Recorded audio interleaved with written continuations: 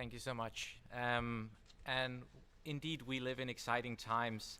And I think every year at the Academy, I stand by the coffee booth next to an eczema guy that says, well, you have nothing more to gain in psoriasis. You've solved it. There's nothing more. Eczema is the new thing.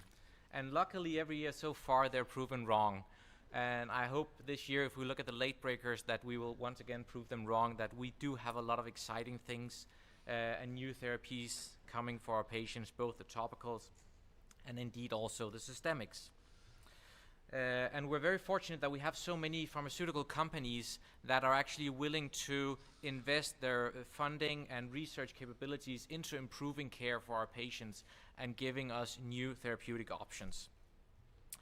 And this is just to put things into perspective, two papers roughly a quarter of a century apart. And just looking at the titles here, it is evident how far we've come in the past 25 years, and we can only hope that in 25 years we've come even further. But we also need to think, and as we heard Chris talk about here, about stratifying, so not everything is plaque psoriasis. We need to look at different phenotypes, and we need to remember that even though there's not necessarily an ICD code for all the subtypes of psoriasis, that doesn't mean that they don't exist. And we need to think broader than just plaque psoriasis or psoriasis unspecified. There is an abundance of different subtypes, and that also means that we need to think that there's not a one-size-fits-all in terms of treatments. It's not just giving one drug for everybody, as we just heard before. At the same time, we need to be ambitious, and this was a study we did in Denmark where we asked about 4,000 patients with psoriasis and 4,000 patients with atopic dermatitis. We actually asked them, what is important to you? And we asked them how important it is for them to get complete skin clearance. And they were asked to rate it on a scale from 0 to 10. And we can see that it is actually important for them. They do want high standards for our treatment. And this is, again, in brackets, only psoriasis on the skin. Then we're not talking about psoriatic arthritis and all the other conditions at the same time. So we need to be ambitious. And in terms of prediction, I'm happy to say we can actually do that to some extent already, and we are developing the algorithms to say which patient should get which drug. So just an example here, using artificial intelligence, we're actually able to cluster patients based on their characteristics such as their age, disease duration, comorbidity profile, and we can cluster them just in this study into 6 different groups. And the interesting thing is that we can look at each individual drug and actually predict their probability of success. So here you only see a subset of drug. We of course have a lot of other biologics, but just as an example, you can see that if you have this patient type here, as an example, that could be a woman with psoriasis and comorbid diabetes. Just an example, that's not what it represents. But here what we can see is if you give secukinumab to this patient, they have a very low probability of success. Whereas if you give ustekinumab, you have a higher probability. On the other hand, if you are in cluster 0, then an IL-17 inhibitor is definitely the drug you want to use. So just based on this, we can actually start now to stratify patients. And of course, as we get newer therapies, we need to update these things. So the next step for this is actually generating that algorithm so we have a web-based interface. We can input the patient's age, their comorbidities, their genetic status, and so on. And then we're going to get a list, 1, 2, 3, which drug would be the best to choose in this patient. And when we're talking about clearance and remission, we can see that we've come some of the road, but we're not quite there yet. So this is an interesting study where we actually looked at patients who discontinue their therapy due to remission. So the dermatologist has determined that this patient is in remission, and what happens if we follow them over time once they stop their treatment. Well, we can see that within 1 year, quite a lot of patients are back on a topical. But interestingly enough, we can see that about half of them do not restart their biologic or start a systemic again. And again, when we're getting more and more targeted therapies, hopefully this will change so we can have even more patients achieving long-term remission. But what about the future? We need to think, first of all, what do we have available when we go home to our clinics after AAD is finished? and then later I'll tell you about what is hopefully to come.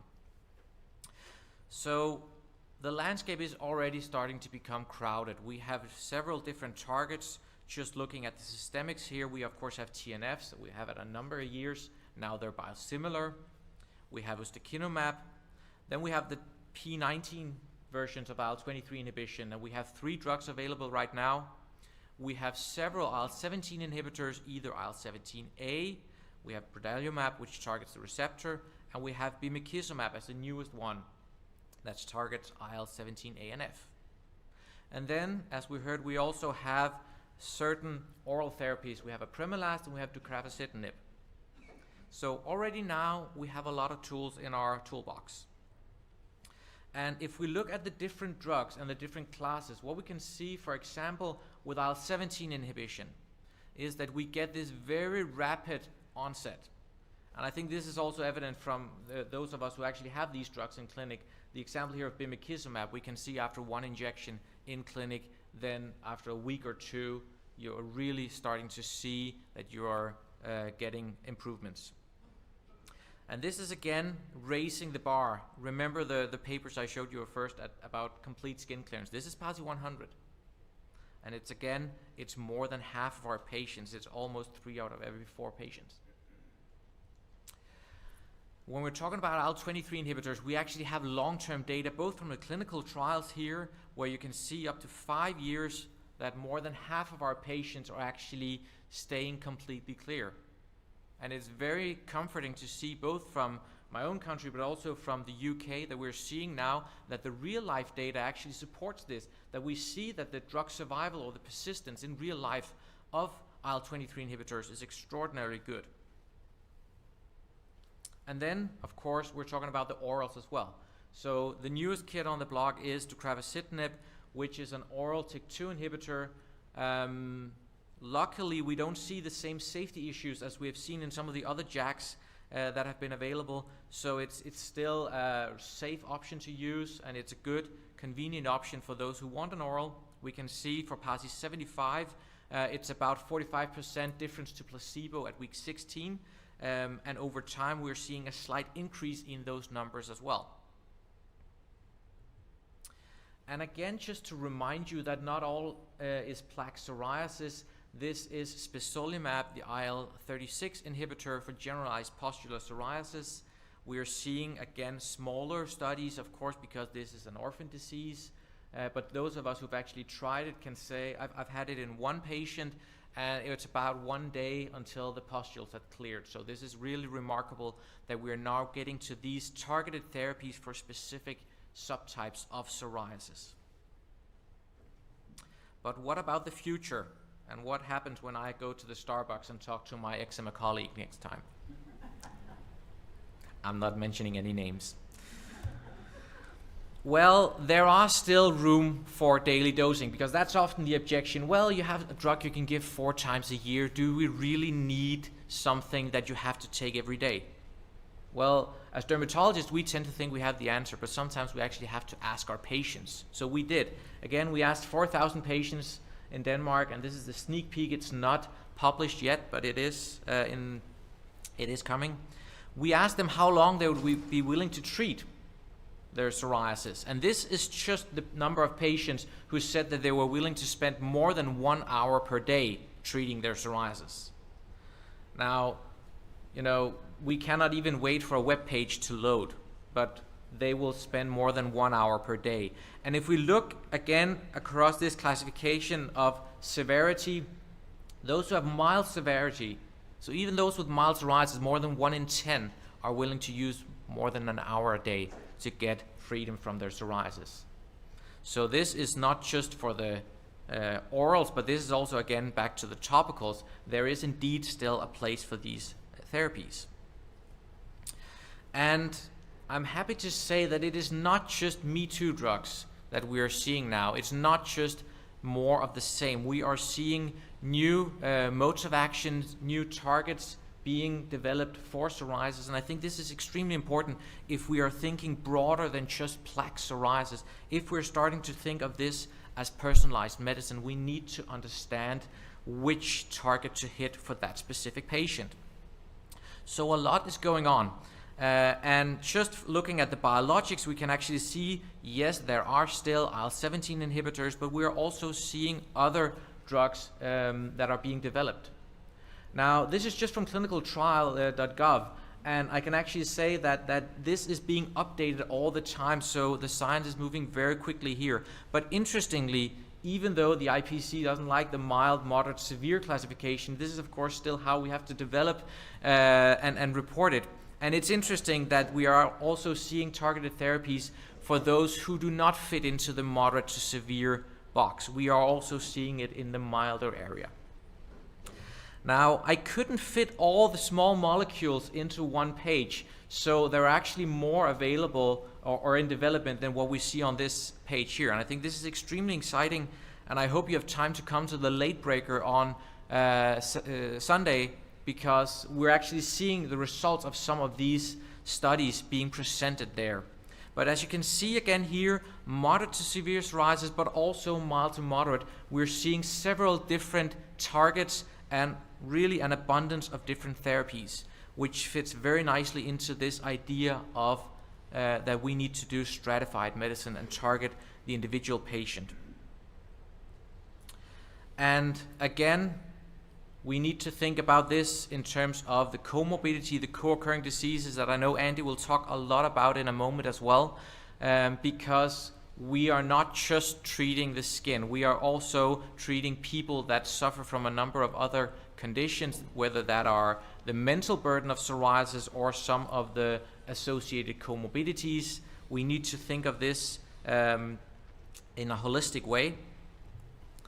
And again, now we just had it in the discussion before, what about disease prevention? Is it prevention or should that even be our focus? But I'm happy to say that this is actually also an area that is being studied right now. So we're actually seeing that studies are assessing, can we prevent or delay onset of psoriatic arthritis by treating patients with psoriasis? So we've come a long way over the past 25 years, and I hope when I stand here again in 25 years that we still have things to improve, but that we still at least have come a long way. So with that, I'd like to thank you so much. Thank you so much, Alexander, for your very inspiring talk, and I'm sure there are questions. Yes, please. Did you mean to say late breakers on Sunday, or did you mean to say Saturday? I may have misspoke. I think it's on the 18th. Yeah. Saturday. Yeah. 9 to noon and 1 to 4. Yeah. Andy will be there. Yeah, and this year we got rid of subcategories of pathology, pediatrics. We just, all the abstracts, there was 250 of them were put head to head with one another. We picked the 36 best ones. Lots of debate over the selection, but we think it's going to be a great session. Any other questions? I have a small question. That is, you showed the slide where you said, well, and these patients, they don't go back to a biologic, but could be handled with a topical.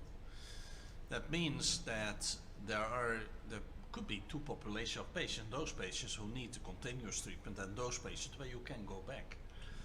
Have you done analysis of these patient populations?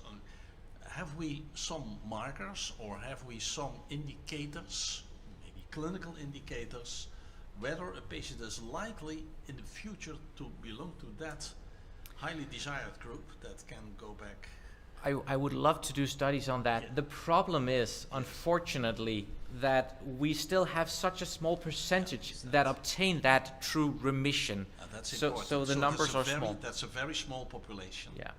So hopefully with these new developments and these new therapies, the numbers will increase and we can actually do predictions on that. But so far, we still have a lot of work in terms of getting people into that long-term remission. Great. Thank you. Thank you so much, Alexander.